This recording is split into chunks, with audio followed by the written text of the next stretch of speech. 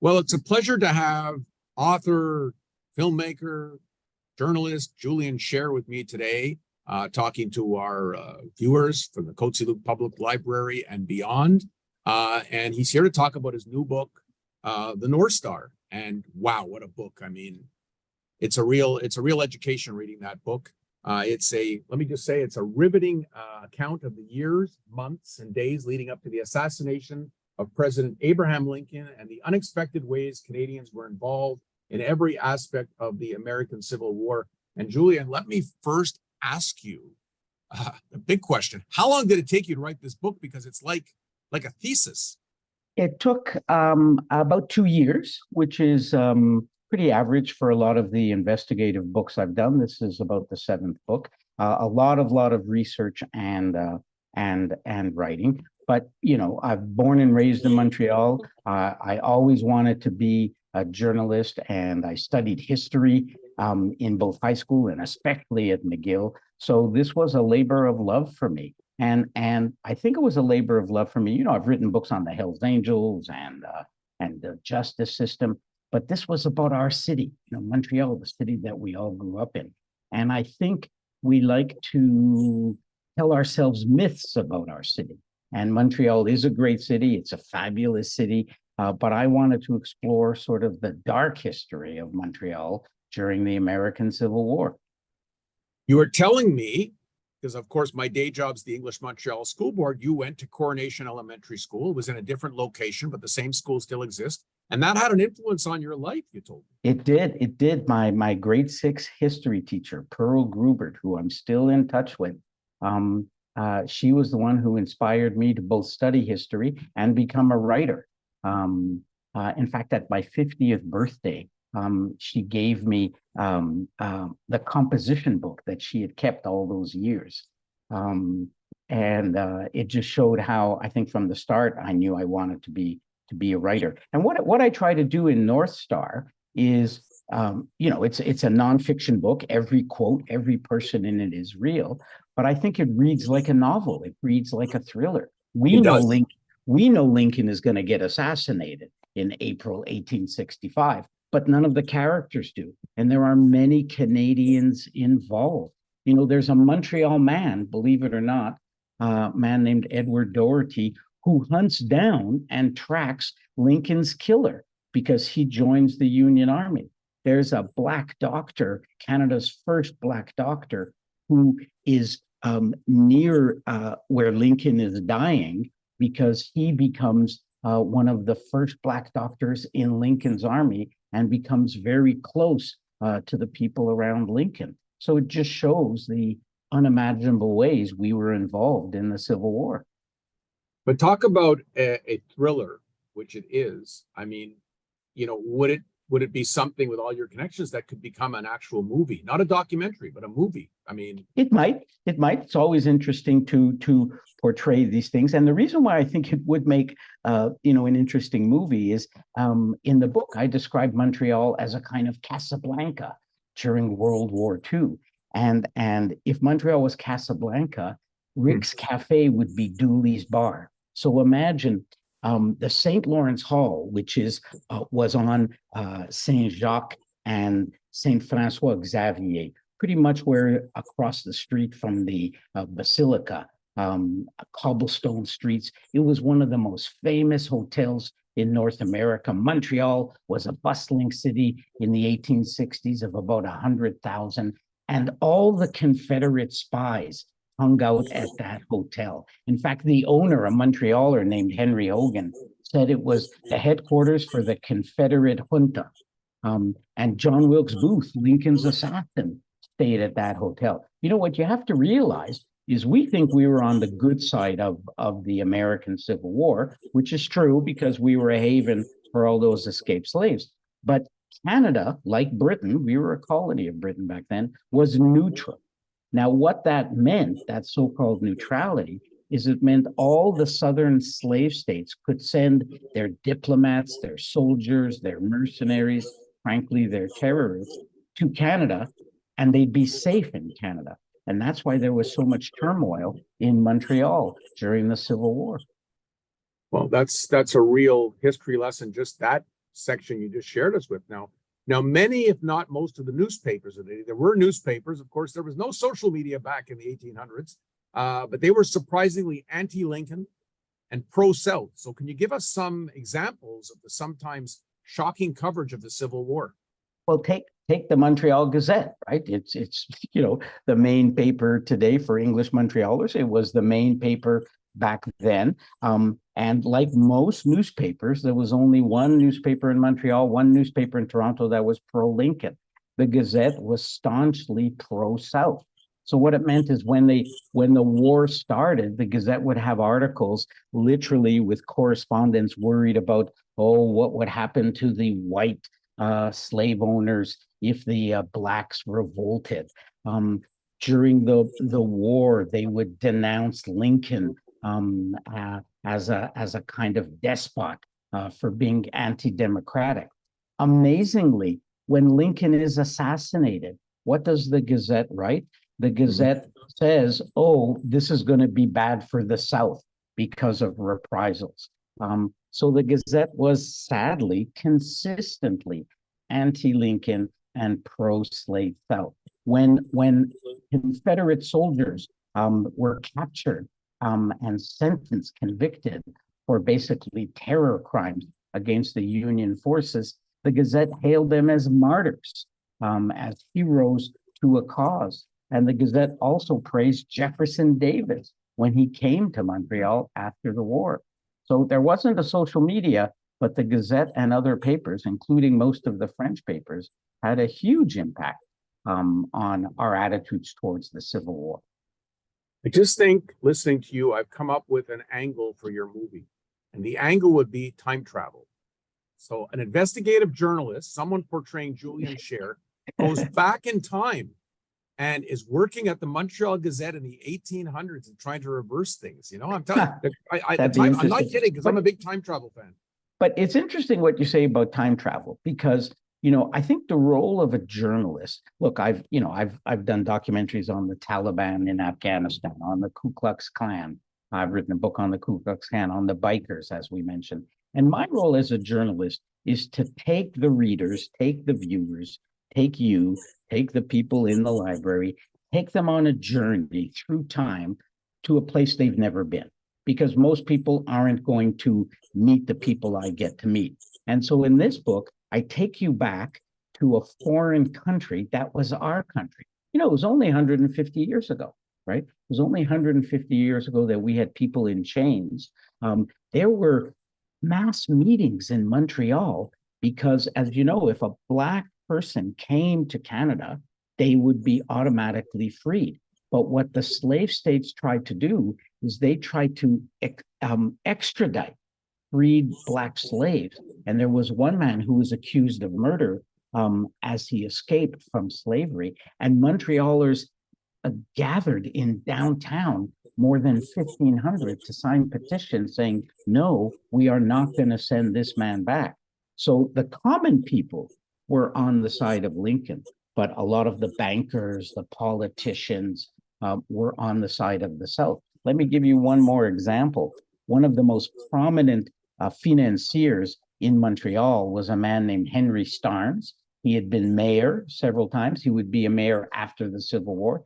He led the branch called the Ontario Bank. It was the branch of the Ontario Bank, again, right near the Basilica in Old Montreal. And testimony after the Lincoln assassination revealed that his bank was basically a money laundering institution. Wow. Something like $600,000 at the time, which now is something like 15 million, would be funneled through his bank that the Confederates used to finance their operations. Wow. I mean, this is just thrilling stuff. So another part of the book, you talk about Montreal's police chief, Guillaume Lamotte. It sounds like a made-up character on a TV movie. That he would be forced to resign because he was accused of conspiring with Confederate agents. Can you tell me about that bizarre story? Yeah. So Guillaume Lamotte is the top police chief. He actually admits in a document I got in one of his letters that he gets it just because of his close connections, nepotism, his close connection to the Liberal Party. He's not qualified to be the police chief. He had no police background. He becomes the police chief at the exact moment that the Confederates launched their most successful terror raid from Canada into Vermont. About 20 men storm across the border, rob 3 banks, kill 1 person, and come away with about $250,000.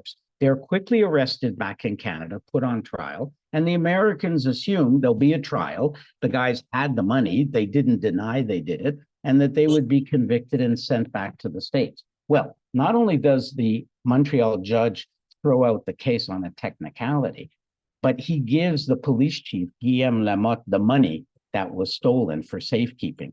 Lamotte then, in the days just before the trial ends, meets with the Confederates and arranges, because he's assuming they'll get off, to give them the money. And where do they store it? In Henry Starnes Bank. The former and then future mayor of Montreal. They store it in a bag, and the minute the Confederates are acquitted by the judge, they jump in a sleigh, rush over to the bank, and in effect steal the money a second time.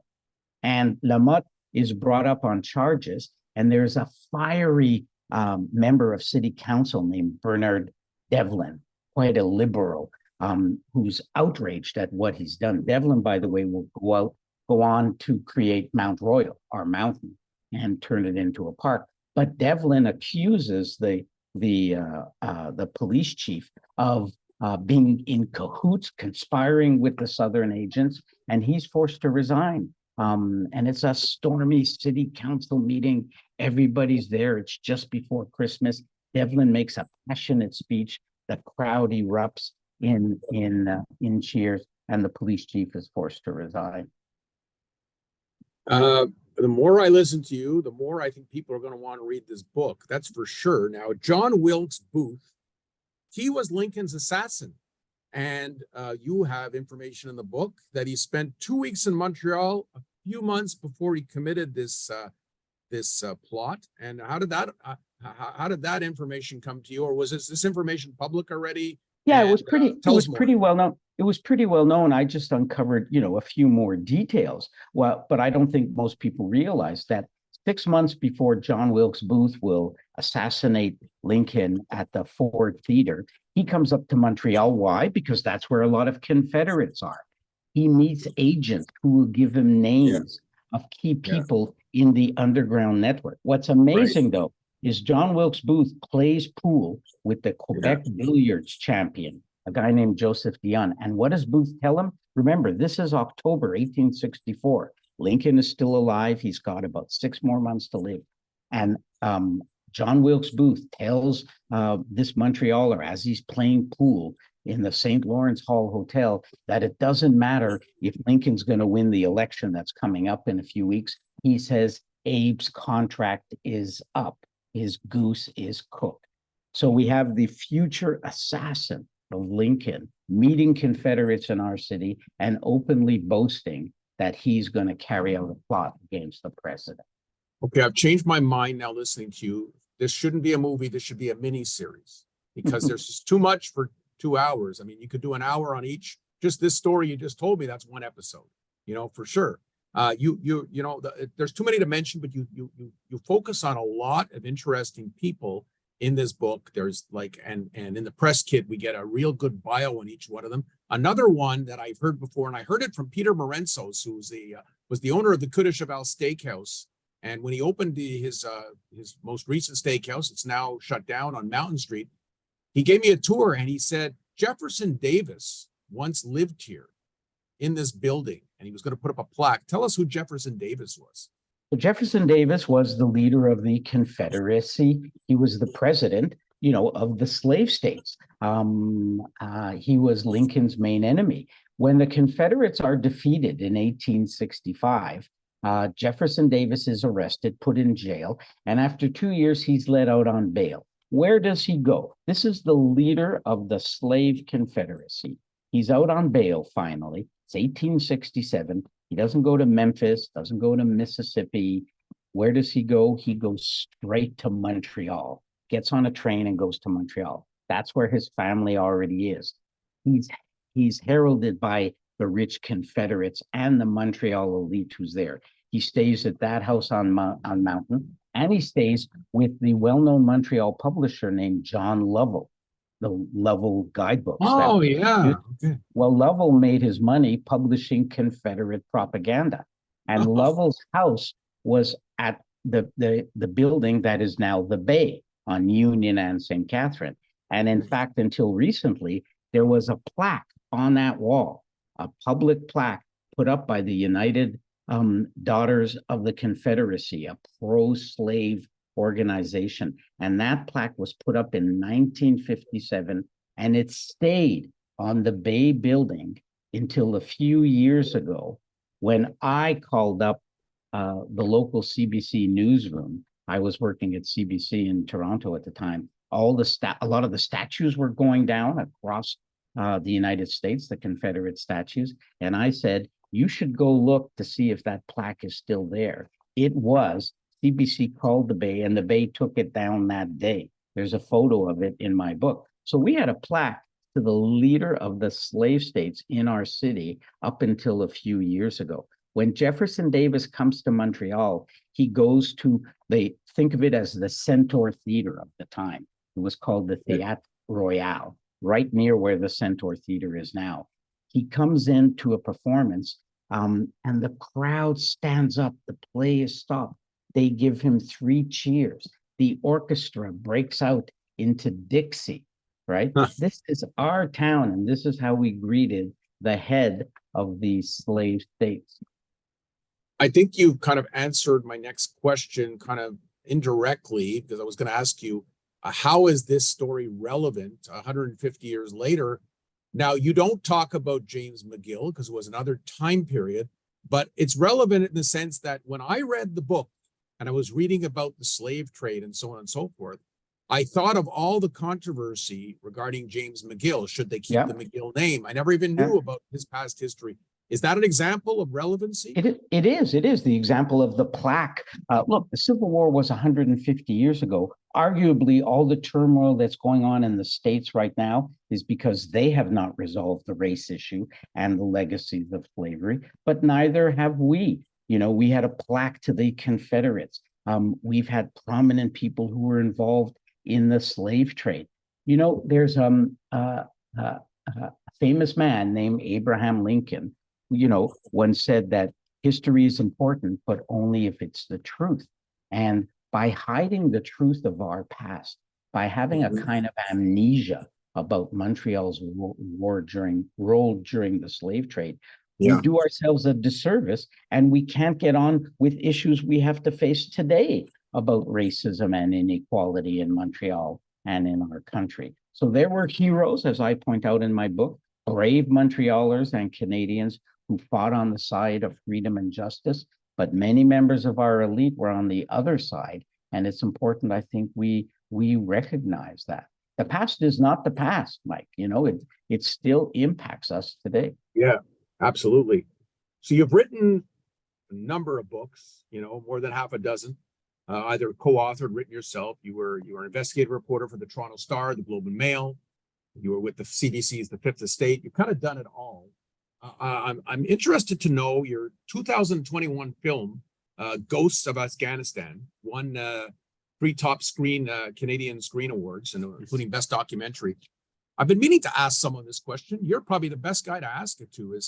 Was that entire war of occupation by the United States and Canada a big waste of time? They went there for 20 years. It cost all those lives, and it cost all those billions of dollars. They left, and now they're just back to square one. Was it worth anything? And based on all the research you did on Afghanistan? Well, it's hard to answer, you know, in a short period of time. And the movie, I would encourage people, the movie Ghost of Afghanistan is easily available on YouTube. It was done for TV Ontario, so it's free for anybody to watch. I think if you watch that over 90 minutes, you'll see the hope when that war started, the hope it gave to women, especially young girls, the hope it gave to democracy and freedoms in a troubled country. But you'll also see how it became a very misguided war. We were lied to about the successes. We were lied to about our supposed allies landed up being a very corrupt government and a very corrupt army that collapsed in a day. So however much you might hate or despise the Taliban, if they control 50% of the country, our soldiers, our politicians, our military leaders had to deal with the fact that they were dealing with a very divided country. And I think in the end, the Western forces were very misguided in the way they carried out the war. And that's why the Taliban, I met Taliban leaders and they told us before they were going to return to power, they said, look, we have the ability to sweep through the country. And sadly, they were right, because I think of a lot of mistakes and myths we told ourselves. And, there's a connection to the war in Afghanistan and the book, The North Star, because they're both about the myths we tell ourselves and the dangers of believing the myths that we tell ourselves. And that's what I hope North Star does. It kind of shocks people into seeing what really happened in Montreal and what our real history is. Well, I mean, I could spend the rest of the time here. I could spend probably another hour asking you about all your things. We'll have to save that for another interview. But I will, as I always do, donate the copy, the review copy of the book to the Cote-saint-Luc Library so people could take it out. And where can they purchase it? It's available on all the bookstores. Obviously, I'm actually going to be. I will have, by the time this airs, I will have already spoken at Argo Bookshop on St. Catherine, so you could pick it up there. Obviously, at any Indigo store, and obviously on Amazon. You can also reach me. Just go to my website, which is my name, juliansher.com. Lots of information about the book. There'll be lots of articles about the book. There's an article in the Gazette about the book, and people can also email me and contact me anytime. I'd be glad to talk to people. Well, I feel like I just took a history course, and I would tell you, working at the school board, we would be privileged to have someone like you as a history teacher, because you'd have all the students spellbound. So we are going to work on that, maybe in the month of May, to get Julian to come back to his old school of Coronation. And maybe we could even get your former teacher to come with you. Who knows? She'd come. Pearl would come for sure with me. All right. Absolutely. Well, we're going to work on that. So thank you for joining me. Best of luck, and appreciate the time. Take care, Mike. Thanks a lot. Stay safe, everyone. Julian Sher has been my guest.